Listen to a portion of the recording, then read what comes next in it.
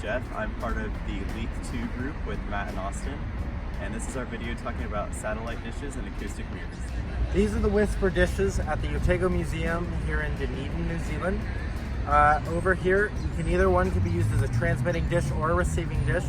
Transmitting dish is a large parabolic surface which is meant to focus sound waves and reflect them to a single focal point at a receiving dish opposite to itself, as you can see here. Now the receiving Whisper dish is also a large parabolic surface with a focal point that can be used to receive the signal, focusing it back towards that focal point so somebody else can hear what was being said. Due to the way that sound waves will travel from one dish to another, that signal can be picked up at the midpoint between the two dishes by a standard buyer or anyone else, right there in the middle. So the applications of these Whisper dishes is easy to have conversations or transmit any form of sound through them. While they aren't the most focused or calibrated dishes, they still do the job pretty well. Great for eavesdropping or having conversations in general. Thank you.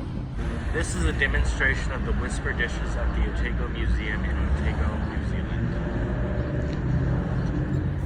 Similar to the whispering dish, a reflector antenna is also a parabolic reflector that directs the received signal into a single focal point. The function of the antenna is to redirect electromagnetic waves in the radio and microwave wavelength ranges. The parabolic shape increases the gain in the direction of the focal point. At the focal point is the feed horn, sending the signal to the low noise block down converter that collects the signal. The main difference between these dishes and the whispering dishes are the frequencies they're meant for. Human speech has a fundamental frequency between 80 and 250 Hz, while a television reflector antenna will use a radio frequency between 12 and 18 GHz. The lower frequency of human speech is why the whispering dish is around 10 feet in diameter, since the theoretical gain of a parabolic reflector is directly related to the frequency that it's receiving. Because of the higher frequency, modern satellite dishes are often under a meter in diameter.